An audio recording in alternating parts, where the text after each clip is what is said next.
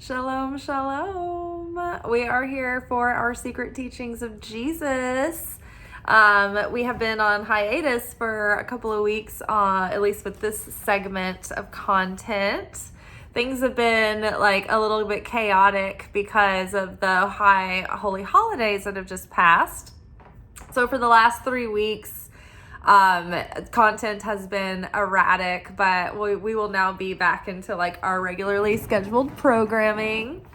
But on Saturday nights, we do this segment called Secret Teachings of Jesus, where I delve into the lost gospels. I just had always wanted to get into reading them and studying them, and I just didn't know when I was just gonna like make myself do it. And then I thought, oh, it'd be a good idea to make that part of the channel. And so people love this, and I love it, and I love that they love it, and it's super fun. And if I do more extended content, I'm thinking about maybe putting it somewhere like a website or a Patreon to maybe do more structured like courses. Like I know here on the readings and things, it's really unstructured, but I thought about maybe getting into more of the scriptures and the gospels and doing more like what we do here on Secret Teachings of Jesus, but maybe like on a Patreon or in some other format. But yeah, let me know if you guys would be into it. And yeah, so this week's portion, we're reading out of the Nag Hammadi scriptures. These are the codexes found in Egypt, Nag Hammadi, Egypt. And the Gospel of Philip is what we are currently in. And we've been reading the Gospel of Philip for like a year or more. And before that, we did the Secret Book of James. And so if you want to get more into these, you will find the playlist on my channel. So go to my channel and subscribe, and you will look for the Secret Teachings of Jesus playlist, and you will find like hundreds of videos, just like the one you're going to see tonight. All right, so I basically come in from work, I open up the book, I pick out a portion that's really speaking to me, calling to me. I give it like a run through, like once over, and then if it starts like inspiring me, I start getting downloads, then I just go ahead and start the camera. So I found this portion tonight called Spiritual Love. And just so you have a little bit of context in case you're new, the Gospel of Philip, like some of these Gospels are like scenes that play out with dialogue and people talking to one another. But the Gospel of Philip are these like individual like portions of text. They're these little like paragraphs, and they're very cryptic and esoteric, and they're like encoded, right? So they're meant to be meditated on. And so yeah, they've been really interesting, and they've been really, really juicy, really meaty, a lot to chew on, a lot of metaphors. All right, let's get started. This portion is called Spiritual Love. Spiritual love is wine and perfume. People who anoint themselves with it enjoy it. And while these people are present, others who are around also enjoy it. If the people who are anointed leave them and go away, the others who are not anointed but are only standing around are stuck with their own bad odor. I love that. The Samaritan gave nothing to the wounded person except wine and oil. That is only ointment. Hold on. The Samaritan gave nothing to the wounded person except wine and oil. That is only ointment. The ointment healed the wound, for love covers a multitude of sins. Okay, I just love how in these Gospels, the voice, especially particularly of Philip, like I just wish that I could be friends with Philip in the physical. Maybe I am friends with Philip in the 5D, but I just love his voice. He'll be all mysterious and esoteric, and then he'll cut right into something like, and then it's like those people who are just like standing around, they'll be left with their own bad odor. And then someone farted, and it was like So I love this. Okay. I love the imagery in this. I love the sensual context of it. You can, like, wine, perfume, and when someone's essence, like when someone has perfume on and they leave the room and you can still kind of smell them in the room, or like they give you a hug and they leave, and like you can feel their lightness and their scent is still lingering. And especially if they're like a light person who's like sprightly, it's like that energy is like that essence. It's almost like a mist, like a vapor that gets left behind, and it's almost tangible to multiple senses at once. So I think that this is really interesting, and I love that they particularly used wine and perfume, because those are substances that are referenced a lot in the Bible poetically, literally, and they're substances that are used in sacred practices. Like what are they called? Like the acts of doing like Eucharist and things, sacraments. I think they're called sacraments. So they're used in the sacraments. So they're like holy, sacred substances. Perfumes are, synonymous with potions, and anointing oil has like certain kinds of herbs and flowers and spices in it with olive oil. So it's not just like, oil, and infused with intention. It's like these very specific materials that are used and crafted in the art of the perfumer, right? In accordance to the law of Moses. And then also the wine, there's so much thought put into the way that the grapes are grown and what is grown on the land with the grapes, and the essence of everything that grape takes in to make that with that wine, so that when you have the final glass, when it's ready and it's been breathing, it's got a bouquet. There's layers and dimensions of smells and flavors that come out, but only if you've trained your nose and your mouth to pick up on these things. But when you know what you're looking for, you can perceive the wine better. You can understand it better. You can comprehend it better. You can take it in and actually experience it more vividly than you can if you just have never smelt these smells individually and considered the fact that they're all present in this substance you're about to taste. And if you have that consciousness while you are experiencing this sip and the smell, then you're more aware of the complexity and the different dimensions coming through and the different flavors. Now think about that thought as we read this again and we think about spiritual love. Spiritual love is wine and perfume. People who anoint themselves with it enjoy it. And while these people are present, others who are around also enjoy it. If the people who are anointed leave them and go away, the others who are not anointed but are only standing around are stuck with their own bad odor. The Samaritan gave nothing to the wounded person except wine and oil. That is only an ointment. The ointment healed the wound, for love covers a multitude of sins.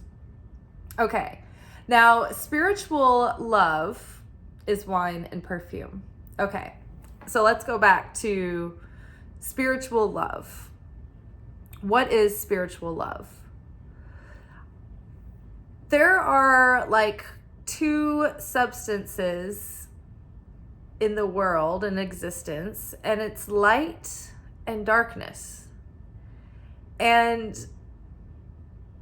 even the darkness has a right to be here, because without it there would be like a vacuum and it would cause a paradox, and all of these things wouldn't also be true, because that had this place within every layer of reality, from quantum to energetic to vibrational to like cause and effect. It all, plays and everything is held together in completion.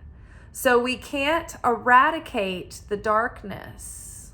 Like, we can't get rid of it completely, but what we do have to do, we have a duty to do, is transmute and heal and correct that and change it and fix it and repair it.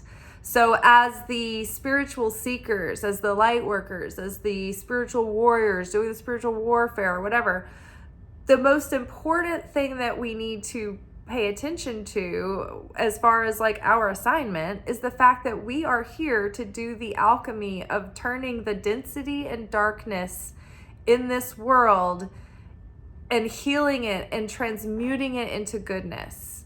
And we do that through showing it love. It's so interesting that this is the portion that I connected with today, because I also this morning before work was watching one of my Kabbalah classes. And this was Kabbalah 4, class 1. And my teacher, David, was telling a story about one of the people that he had grown up with at the Kabbalah Center, who had, because we were talking about the concept of like, we can't, like the first workshop question was, if you could get rid of anything in this world that you've experienced or like mankind has experienced, what if you could just eradicate something completely, like what would it be? Like everybody was like giving these like honorable and reasonable answers, the ones you'd expect, like the extreme, cases of darkness down to like the little annoyances in their life.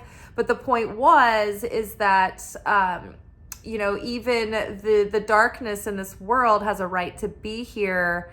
It has to be here in order for existence to maintain. But we do have a duty. We don't have to like say it's okay. We don't have to justify it or condone it. But we do have an assignment and a duty here to go after that darkness, seek it out first in ourselves, and transmute it through love, into light, into deeper compassion and brighter light and more truth. But also to seek it out in the world and corruption and generally speaking, it's out there. And so it's up to us to go out into the world and seek out that darkness, to heal it, to fix it, to elevate it, to repair it, to turn that darkness into light.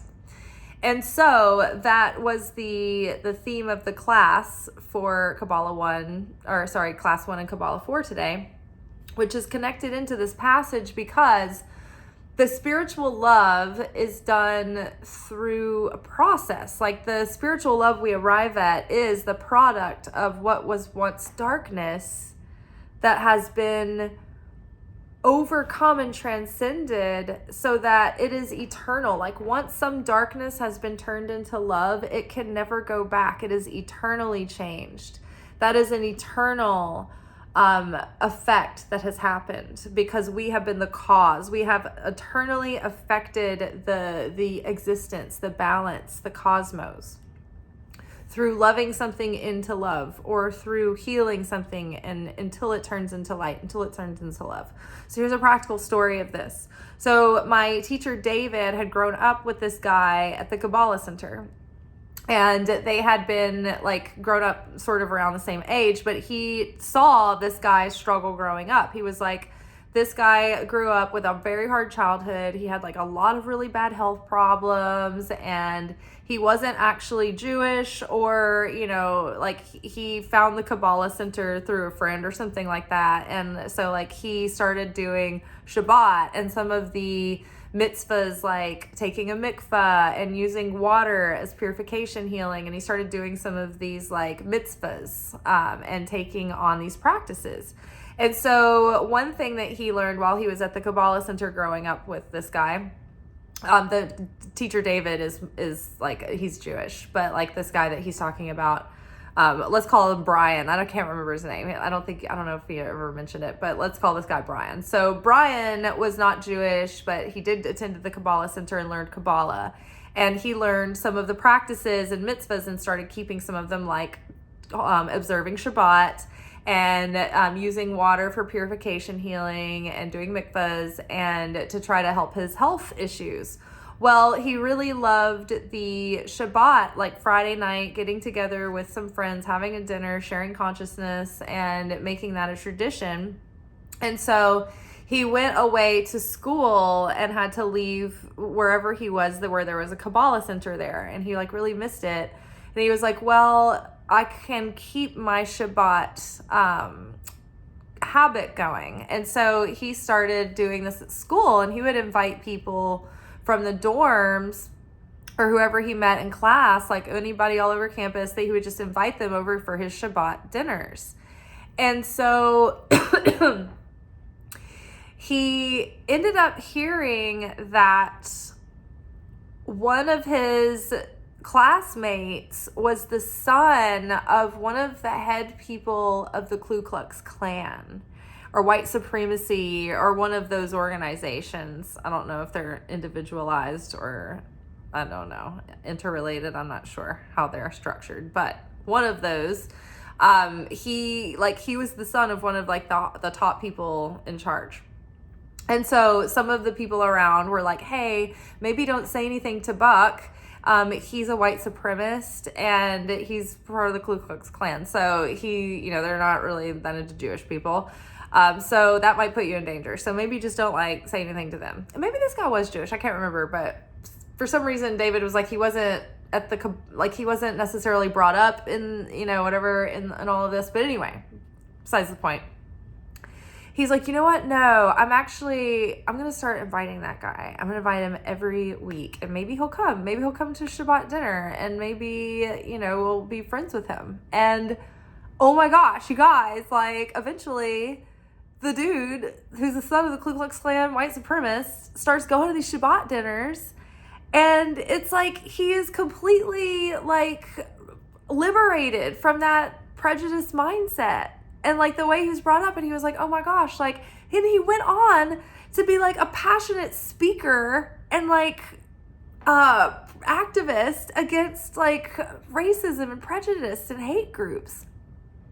So this was like one of those situations where this is spiritual love, right? This is the process. This is taking darkness and transmuting it into light with love through healing. Like literally, it's not always just about letting people walk all over you. I feel like the unconditional love thing gets really twisted with the rise in narcissistic abuse these days, and then also people just like labeling it and like getting too, I don't know, like connected into like holding on and clinging to the fact that they've been in and around narcissists. It's just like it becomes like this big thing.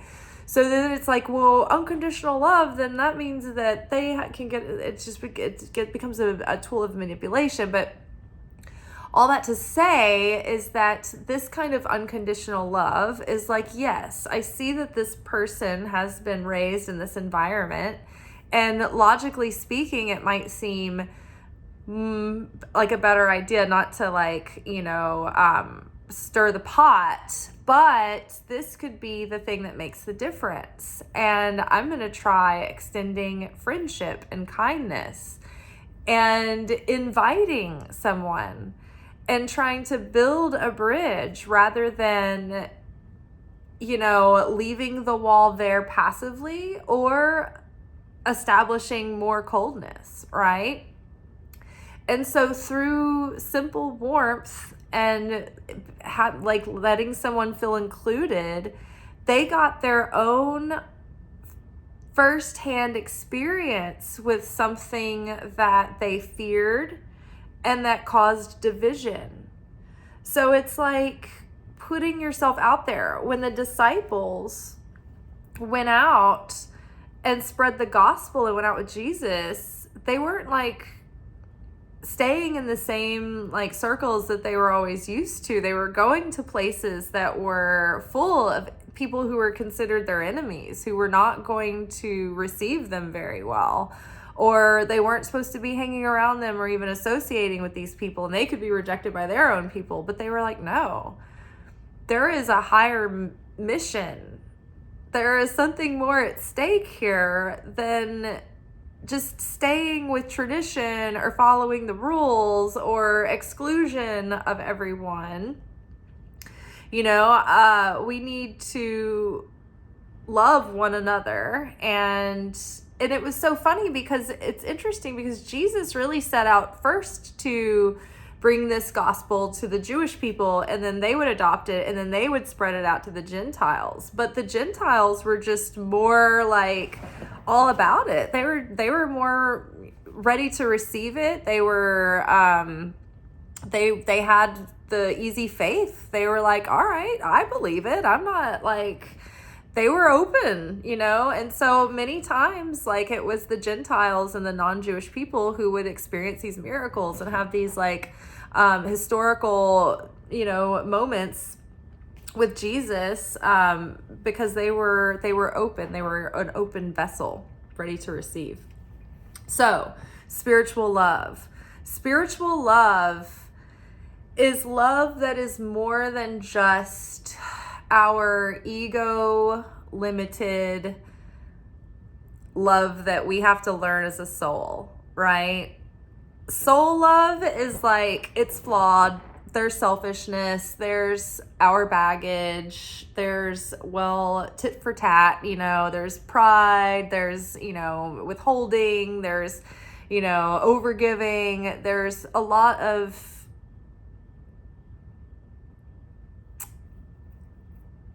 impurities in it, specks, granules, right? But spiritual love is just pure, like olive oil, right? With no like hard pieces, right? It's just clear. It's got pure clarity. There's no impurities. It doesn't ask for anything, but it has strength. You know, it's not a pushover kind of mercy. But spiritual love is pure creation force. It's pure light force. It's pure life force. It's a tendency, like an overwhelming tendency of beingness and to exist and to nurture and to grow. It's like goodness. Spiritual love is healing. It's giving, it's sharing. It can receive without taking. It doesn't need anything. It's not demanding anything. It doesn't possess. It just is. It permeates. It's what we are. It's who we are. It's what we breathe. It's what keeps us alive. It has a consciousness. Like, spiritual love is like an essence and a being that has a life of its own, and it's eternal. It has an eternal effect on those that it touches. It changes someone, the way they feel, the way they perceive, the way they think. It changes them and their life forever. A moment that someone shares that has spiritual love within it, they have maybe a profound revelation that leaves them forever changed. They share a moment with a person or people that, you know, has forever changed everyone involved, right? Like, eternal qualities and eternal things that are eternal. It's like they don't go away. They don't have an expiration date. When everything turns to dust, it's like those things will remain. When your soul is echoing through the cosmos, like, what is going to be in that soul with you? The people that you loved the most, the hilarious things that you never forget that make you laugh, like when you're walking alone somewhere and you bust out laughing because of that thing that happened 12 years ago. That will make you laugh, hopefully, forever and for eternity. The things that break your heart, the things that put that broken heart back together, those things are eternal. Deep cosmic mythic truth is eternal, right? It resounds forever and ever and ever and ever. So spiritual love is wine and perfume. So spiritual love exists. It emanates from source, right? It's not something that we produce. It doesn't come out of us. We're just channels that it runs through us. But to be able to really perceive the spiritual love that we're in and within, and that is within us, and that's all around us, and in order to connect with it, we have to learn it. We have to understand, oh, okay, this is what it's like to be separated from that spiritual love. This is what it's like to have interruption and negativity clouding that spiritual love. But when we get all of that out of the way, we can connect with spiritual love. We can start to realize the essence of spiritual love. And we can start to appreciate it in very fine-tuned, nuanced ways. And we can get into the finer dimensions of it and start to appreciate it in its depth and in its simplicity and in its complexity. But we can taste it like the wine. If you don't know, if you haven't suffered enough to be broken open to the perception of something higher and greater than you, and you can't perceive the grace of God and Spirit moving through the difficulty, maybe you see it in hindsight later, but you learn to live with this ability to stand face to face with God. That means that you've learned how to taste the wine, so to speak, with that spiritual love. So when you're in the moment and you're in the heat and you're in the challenge, you're like, okay, I know that there's something in this for later. This moment is going to be the thing that works on me, that does the work, that crushes those grapes, that puts the pressure on the bottle, right? That does the fermentation. And so when you can perceive the ways that life has broken you down and given you your own dimension and your own flavors, you understand how to taste spiritual love, how to perceive it, how to take it in, how to smell it, how to appreciate it.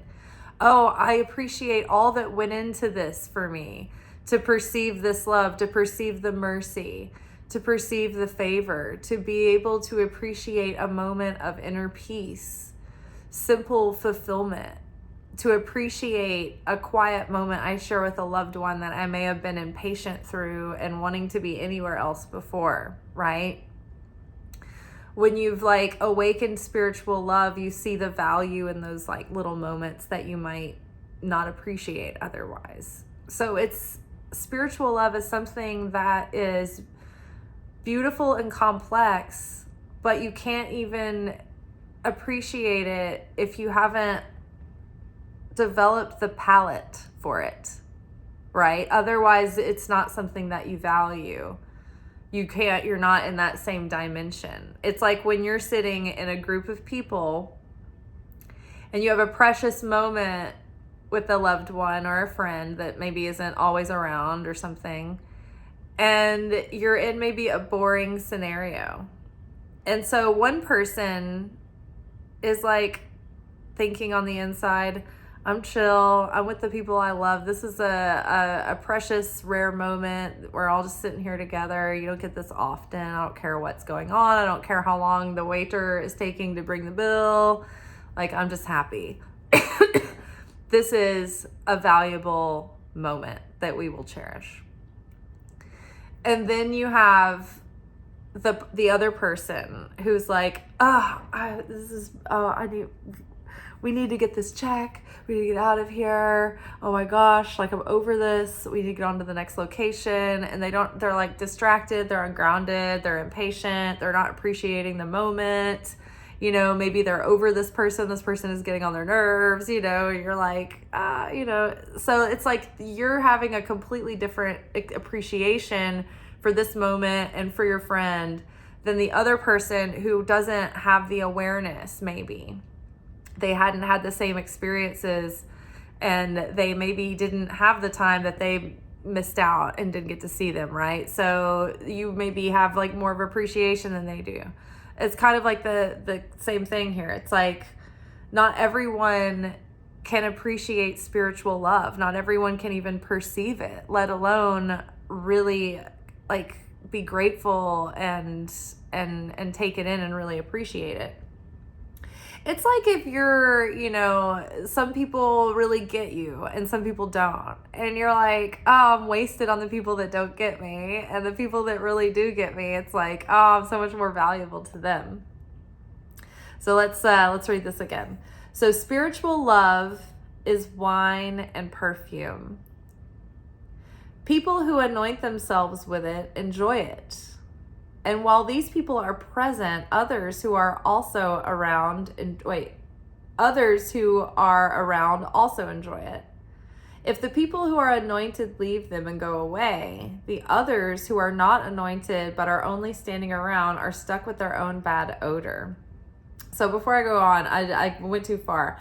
But so again, spiritual love is wine and perfume. Also, I want to point out that spiritual love leaves a sweet taste in your mouth.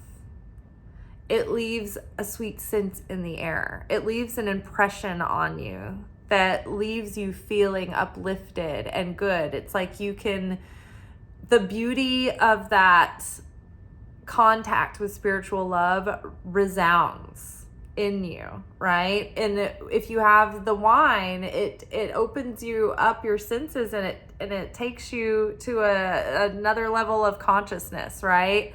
And it lowers your inhibitions, and it maybe softens your judgment.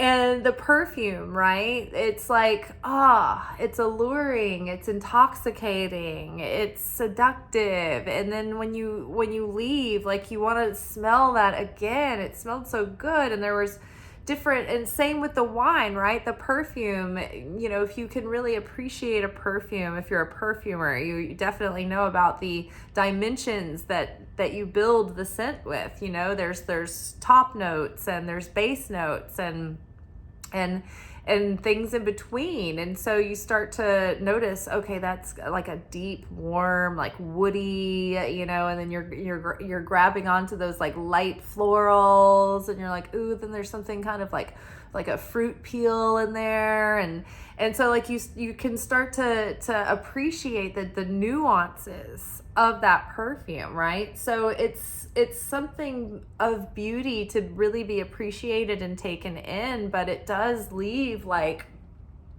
when love moves through a situation, it leaves its sweetness there. It leaves its residue. It leaves an impression. Like you're left, like the person who wears that perfume comes in and, says, hey, and then everybody kind of has that scent when that person moves through the room and walks through. It's like they're left there with that essence. So spiritual love is wine and perfume. People who anoint themselves with it enjoy it. And while these people are present, others who are around also enjoy it. Now think about a person who has let life's challenges make them into kinder, more patient, more compassionate, happier, joyful, lighter people. If you meet someone who has the brightest light and they're so joyous and they have such like a light sweetness and their heart is so full and they're so funny, chances are they did not have a happy-go-lucky, perfect life. Like it's usually not those people. You think, oh, you're so light. Oh, my leg is asleep. Like you must have, had a fun, joyful life so far. And usually that's not the case. Usually those people have learned how to go into the depths and reach into the joy that was going into the pits of despair and pull it back out and save it. And when you learn how to transcend that kind of darkness and pain and really learn how to anchor in that joy, that is one of those eternal things, right? When that guy who started going to Shabbat dinners, like, got to know more about Judaism and appreciated that because that was something that provided him, a feeling of safety and community and a sense of like intimacy and being included and friendship and love, right? That forever changed him. He's never going to be prejudiced again. And he's going to change the people. Like, he would have passed that down through generations, but that stops with him. And he might even change the people in his, family now. They might change their mind. They might see things differently. Or he's going to be that black sheep in the family who's going to be, the truth bearer that's going to hold the mirror up eventually. But either way, he was changed eternally. So people who anoint themselves enjoy it. So people, the spiritual seekers, those of us who are actively trying to become a vessel that can receive this kind of love and perceive it and recognize it, it gives you a deeper sense of peace and fulfillment. And it's not that bad things don't happen to you anymore or challenges, but you don't perceive them in the same way. You don't feel the bitterness attached to them. You can see how they have been used in the past to actually serve you for your highest good in your growth and in your evolution. So the challenge is, like, you have certainty in the Creator. It deepens your faith. It deepens your trust that all this is going to work out in your highest good in the end if you keep having faith and you keep doing what you feel God is directing you and guiding you to do. Keep following your heart in that way. But people who bathe themselves in that spiritual love, people who anoint themselves in that spiritual love, they enjoy it. That's the thing that helps them have the capacity for fulfillment, right? Think about, like, how many Hollywood people, like, that are famous and successful and rich, who had, like, success in their career. They got everything they thought that they wanted and dreamed of. They got fame, they got, money, they've got power, they look great, they've got the wardrobe, they've got the car, they've got everything that they ever dreamed that they wanted. And usually that's when they hit rock bottom, because they start doing, like, drugs like crazy, and they start doing, like, extreme things, because they're like, wow, like, getting everything that I ever wanted was like a rush and a high, but once that wore off, I wasn't fulfilled. Like, I wasn't happy. Like, I got the manifestation. That's why I always specifically say the fulfillment of the manifestation. And I mentioned too, because we can get the manifestation, but we aren't necessarily fulfilled.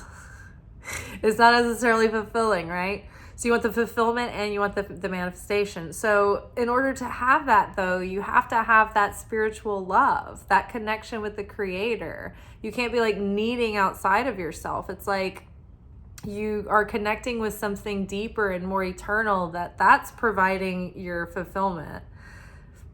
And everything else is just like, oh yeah, that's that stuff I wanted. Fun. And then you can actually be fulfilled, because, like, you weren't waiting on that stuff to, like, save all your save your heart and soul and fix all your problems. So spiritual, okay, so people who anoint themselves with it enjoy it. And while these people are present, others who are around also enjoy it. So you can feel these people, the people that you know in your life that are like this, that they have this high vibration and they have a sweet spirit and a sweet essence, and they're really generous they're spiritually generous people. They're open and they're willing to be vulnerable and they're accepting. And those people, like, they're the people where when they walk in the room, like, you feel the tangible difference in the room. Like, when you go to a party and you're like, everybody wants that one person to show up. Every group or family has that person, or maybe there's a couple of them, but like, that there's that character that brings their special zhuzh, and it's not gonna be like, the party's not gonna get to that level until they get there and until they start like, warm it up and like work in the room. But that energy when they arrive, like everybody's like, oh, they're here, and everybody's excited, and you can already feel it. There's already like a buzz in the air. And then it's like when that person leaves, or if that person doesn't show up to that event, it's like you can feel their absence. You're like, oh, it wasn't quite as fun without this person here, and you miss them, and you wish they were there. It's because that essence is with them in their aura. And in their presence, it's like it radiates through and it shines through, and it's tangible, and you can feel like everything is so much better when it's there. And it's like when it's not there, you're like, oh, everything's like it pales in comparison a little bit. And that's the light of the Creator, right? When we start to understand that everything that we seek out, we want this like little temporary high, whether it's food or like clothes or like something on Amazon or weed or drugs or sex or like getting somebody to like pay attention to you, give you flirty attention, whatever hit of energy it is that we're trying to get. Ultimately, underneath our ego, it's our like instinctual craving for the light, the fulfillment of the light. We're looking to connect with the light of the Creator in all of our attempts to find that hit of excitement. But what we don't realize is that we are going after these like empty vessels, and we're trying to get like this hit of fulfillment that we get a brush of sometimes, but we're focusing on the wrong source to get it. It's like, I want to drink a bunch of Cokes to give me some energy. It's like, you're going to crash, right? Same. We go after the vessel and it's an empty husk, but what we want is the light within the vessel. And so once we understand that, the fulfillment that I'm seeking is actually something I can connect with, like when I'm by myself. And it's actually something that I need, like I learned to connect with by myself, because I can feel that without the other influences around. And when you see, you're like, oh, okay, this is the greater fulfillment. Like, this is the big zhuzh that I've been looking for. Then you're like satiated on that, because you've learned, okay, these are the things that I can do in my life that get me connected with that feeling. Maybe it's, spending time alone, journaling and writing. Maybe it's, reading like scriptures and things like this, like we're doing now. Maybe it's spending quiet time in nature, or, in meditation and in prayer. But there are these ways that you can connect with that feeling in a regular way, day to day, and fill up your tank. And then you're walking around life just buzzed on all that goodness, because you know how to like keep it there every day. And then everything else is like a bonus, but you're spilling that out of you everywhere, and everywhere you go, people feel that essence on you, and it's magnetic. And it makes people want to hold the door open for you and, give you a compliment and stop and ask you a question, just because like, it just like makes you magnetic, because people want to be near that goodness. So it's like, you feel it, and it's coming from the Creator, and you're like, oh my gosh, that's the feeling. Okay, that's the feeling I want to connect with. And then when you learn how to tap into that source, you start filling yourself up with that. And that's what people feel when you're around. They feel the light of the Creator coming through you. Okay, so people who are anointed, who anoint themselves with it, enjoy it. And while these people are present, others who are around also enjoy it. It's my favorite part, you guys. If the people who are anointed leave them and go away, the others who are not anointed but are only standing around are stuck with their own bad odor. Okay, so when the anointed people leave these people's lives, things can kind of like fall flat. But also, there's something deeper here.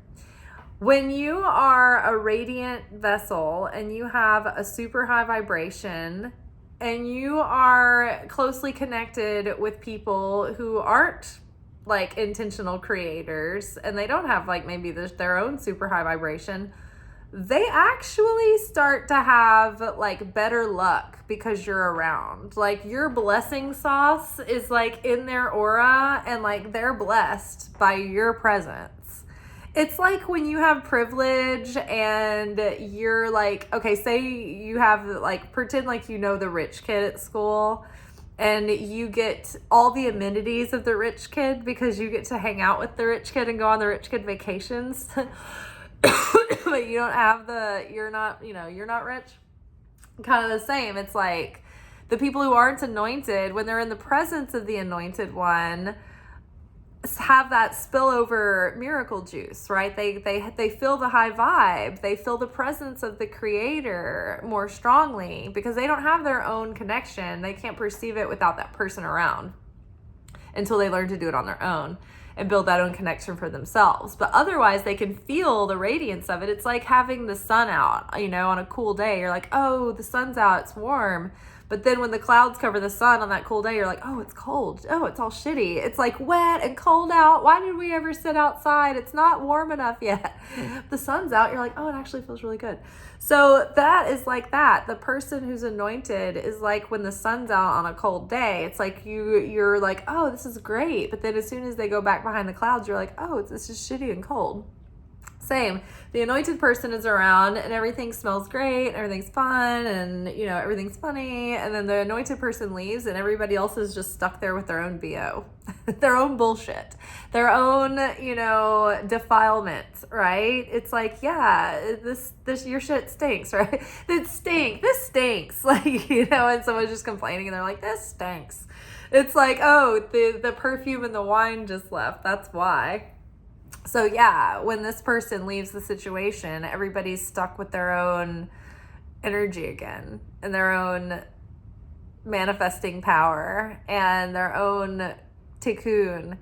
And sometimes it's literal, like when the fun person's not there or they leave, then you're just like, oh, it's like got calm. You can feel that they've left. Especially if you're like stuck behind with like the people who are like really negative Nancy's or maybe snaky energy, or they're just like low vibe or really negative, and then you're like, the feeling of the difference. You went from feeling great to all of a sudden like you start feeling like shit. You start feeling like you're losing energy, like you have like this like hangover because of the negativity is like literally sucking energy from your aura, whereas the other energy was actually adding to your aura. Okay, so if the people who are anointed leave them and go away, the others who are not anointed but are only standing around are stuck with their own bad odor. Okay. And so then it goes on to this other part, which is a throwback to, I think, let's see, this is a reference to Luke chapter 10, verse 34. I'm guessing that they tell a Samaritan story. But the next line says, the Samaritan gave nothing to the wounded person except wine and oil. That is only ointment. The ointment healed the wound, for love covers a multitude of sins.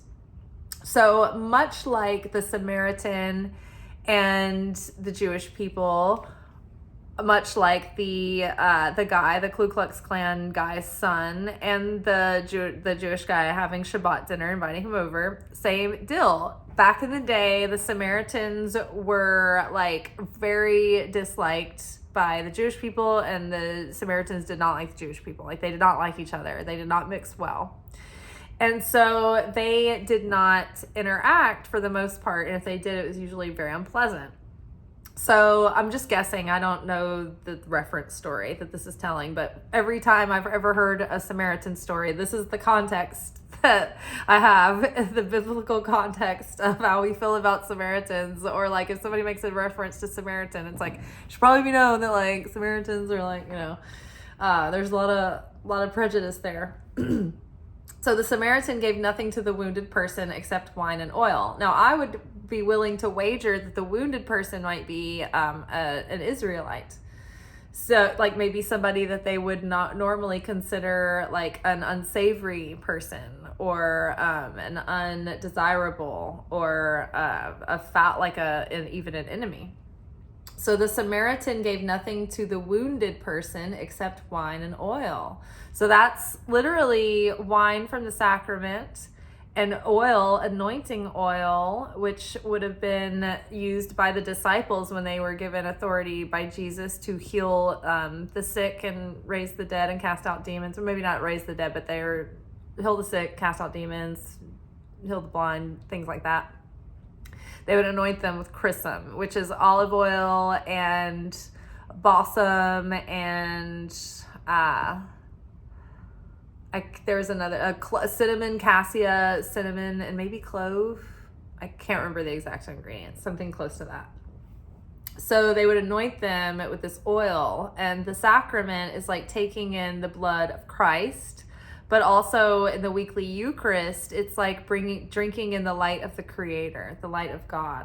So if the Samaritan gave this person love and light to the wounded, right? What they gave to them healed the wound, for love covers a multitude of sins. So showing this person love, giving them light, showing them comfort and nourishment and compassion, and then trying to give them wisdom and direction and encouragement to rise above this challenge, or their stature, their station, or their wound, right? So this person gave and shared with someone that would be expecting to be shunned by them. So already that act of love and acceptance and willingness starts to melt the hardness. Love covers a multitude of sin. Most of Kabbalah, if you're trying to split hairs about ethics and morals and what's a sin and what's not a sin and what's right and what's wrong, and some of the more nuanced shades of gray in life, Kabbalah asks us to go to the root of our consciousness and probe there for the real answer, because it's not, a lot of times it's not what you're doing that's right or wrong.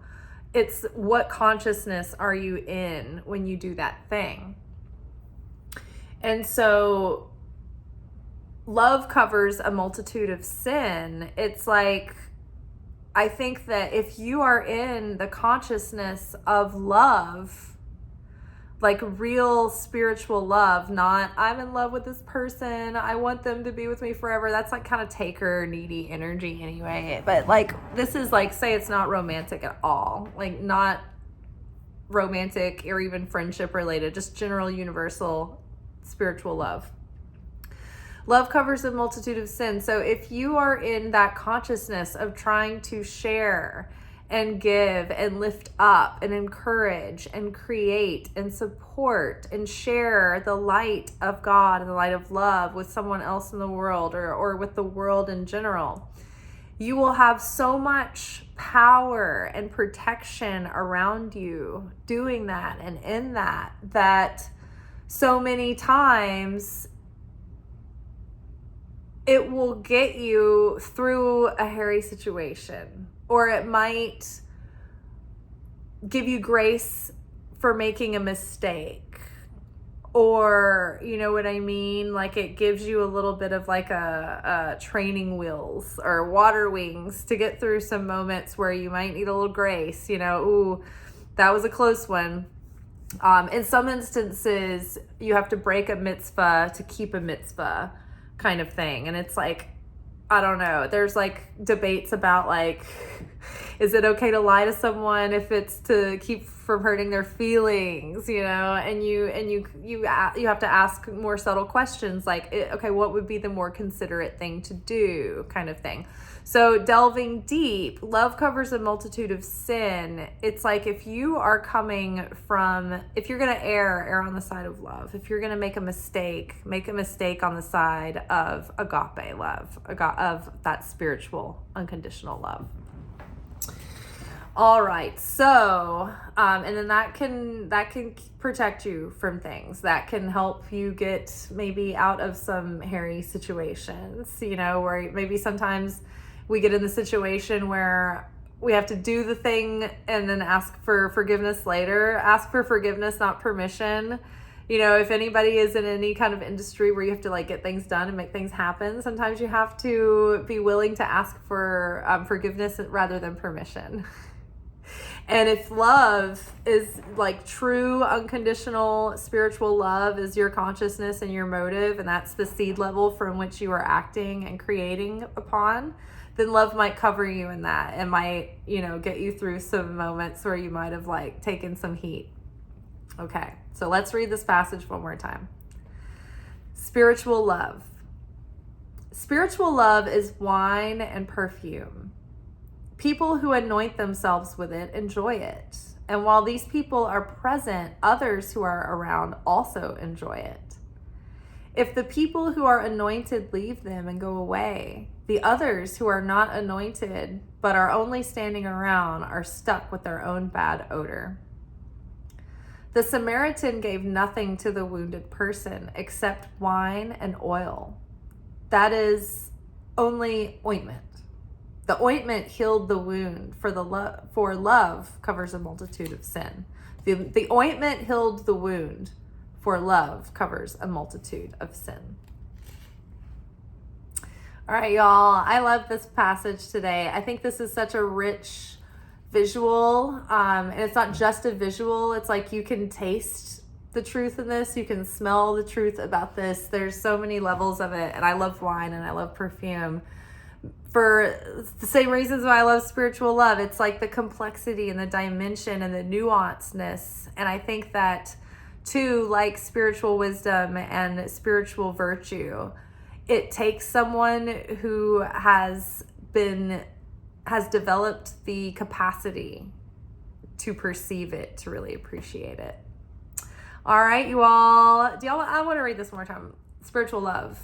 Spiritual love is wine and perfume. People who anoint themselves with it enjoy it. And while these people are present, others who are around also enjoy it. If the people who are anointed leave them and go away, the others who are not anointed but are only standing around are stuck with their own bad odor. The Samaritan gave nothing to the wounded person except wine and oil. That is only ointment. The ointment healed the wound. For love covers a multitude of sins.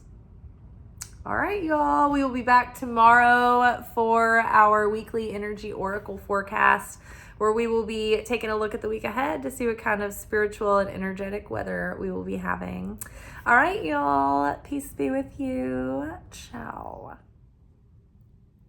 Thank you for watching. If you enjoyed this video and you got something out of it, then please give it a like.